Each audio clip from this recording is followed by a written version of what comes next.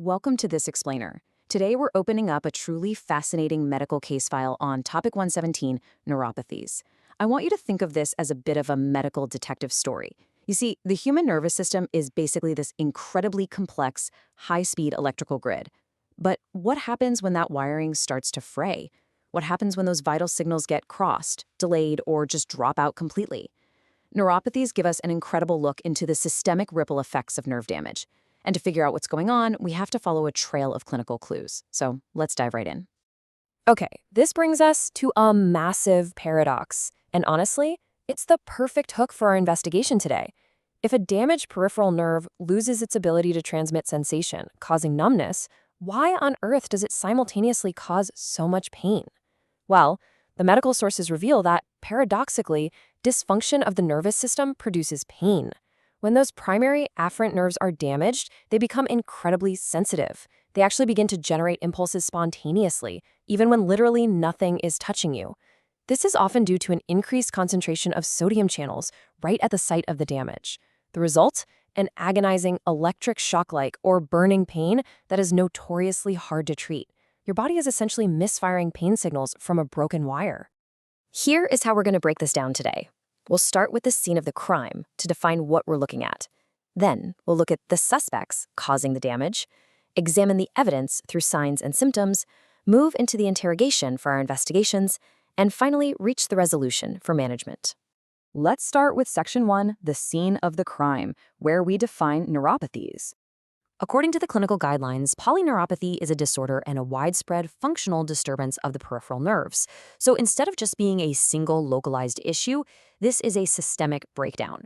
It usually shows up as numbness in the extremities, paresthesia, that classic super annoying pins and needles sensation, along with actual physical weakness in the limbs, muscle wasting, and a noticeable loss of deep tendon reflexes.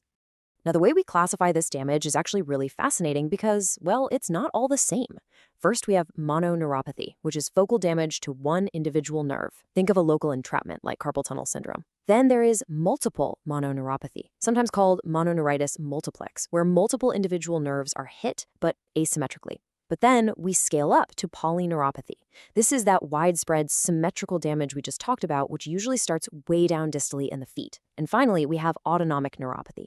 This one attacks the nerves running completely below our conscious level, the ones controlling all our visceral functions like blood pressure and digestion. Moving on to Section 2, the suspects. Let's look at the etiology and pathophysiology. Before we start naming names, we really need to understand their methods.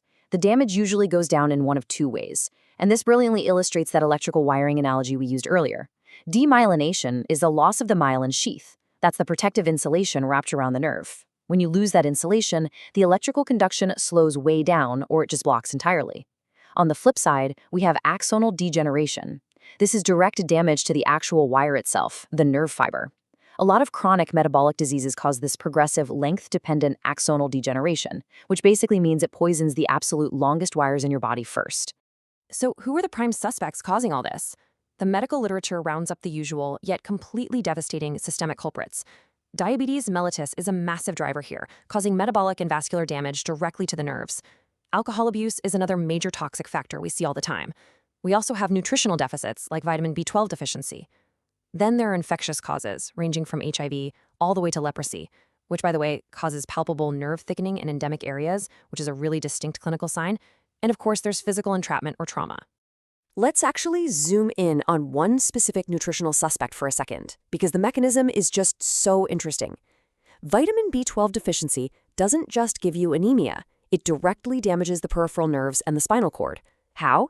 Well, it's related to a deficiency of a compound called S-adenosylmethionine. This compound is absolutely required for the methylation of myelin phospholipids. So without it, your body literally cannot manufacture or maintain the insulation for its own nervous system.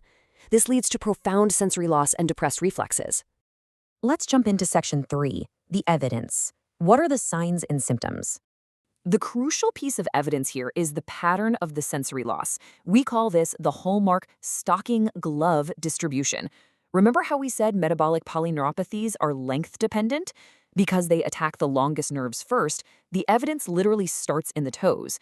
The dysesthesias, those abnormal, painful sensations, begin down in the feet and symmetrically work their way up the leg. By the time this nerve damage ascends to the knees, it is usually also shown up in the fingertips. So the sensory deficit literally maps out onto the patient's body like they're wearing a pair of long stockings and gloves. Now, the evidence also differs depending on exactly which specific fibers are damaged. Small fiber polyneuropathy selectively hits, you guessed it, the small nerves. The hallmark evidence here is a really intense, burning, painful sensation and a reduced ability to feel pinpricks or temperature changes. But, and here is the major clue for the medical detective, proprioception and deep tendon reflexes remain completely intact. In sharp contrast, large fiber polyneuropathy causes a massive loss of position sense, profound imbalance, and absent reflexes. The sensation here is less about that burning pain and more about a tingling or a weird band-like tightness. We also have to check for autonomic evidence. When the autonomic nervous system is involved, a patient's visceral functions just go completely haywire. They might experience postural hypotension, which is that precipitous drop in blood pressure and dizziness right when they stand up, because their compensatory reflexes are failing. Other major signs include erectile dysfunction, severe changes in sweating, nocturnal diarrhea, urinary retention, and gastroparesis. Gastroparesis is a really miserable condition where stomach emptying is severely delayed. And these are all primary features you'll see in diabetic and nutritional polyneuropathies. Section 4. The interrogation. It's time for the investigations. Step 1 is always a careful clinical and physical examination. The medical detective really has to map out each modality here. We're checking the reflexes, we're examining the patient's gait, and we're testing their muscle power. We absolutely must determine if the pattern is focal, like a single trapped nerve, or if it's generalized and symmetrical, which immediately points toward a systemic metabolic issue.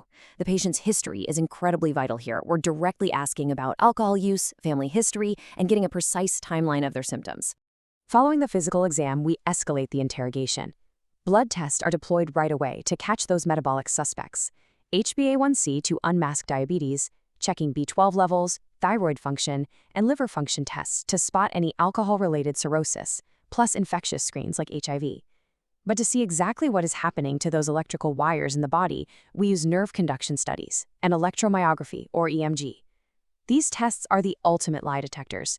They specifically help us distinguish if the culprit is causing demyelination of the insulation or axonal degeneration of the wire itself. And finally, Section 5, the resolution. Management and prevention. Rule number 1 here is totally non-negotiable. You absolutely must treat the underlying cause. If you don't stop the perpetrator, the damage is just going to continue. This means rigorously controlling blood glucose in diabetic patients, aggressively replacing deficient vitamins like B12, and completely stopping toxins like alcohol. But equally important is preventative foot care. This is huge, because patients with sensory neuropathy literally cannot feel trauma. Something as small as a tight shoe or a tiny pebble can lead to catastrophic foot ulcers. Choosing the right footwear and fiercely protecting those limbs is an absolutely essential part of management. But what about all that pain? As we discussed right at the start, neuropathic pain is severe. Standard painkillers often completely fail to quiet these misfiring nerves. So we have to follow a pharmacological escalation ladder. We might start with paracetamol, but honestly, we frequently have to step right up to tricyclic antidepressants like amitriptyline, which actually alter the nerve signaling. If that still fails, we escalate to anti-seizure medications like gabapentin or pregabalin to calm down those hyperactive nerves. Opiates are generally kept as an absolute last resort. And that brings us to the end of our case file today. The sheer complexity of neuropathies really shows us just how interconnected our bodies truly are. It leaves us with a pretty provocative thought, doesn't it? If a simple vitamin deficiency or just a gradual shift in your blood sugar can completely rewrite the electrical grid of your nervous system and turn your own nerves against you, what else is your body trying to tell you? Neuropathy is very often the body's ultimate check engine light. Make sure you're paying close attention to it. Thanks for joining me on this explainer, and as always, keep questioning the science around you.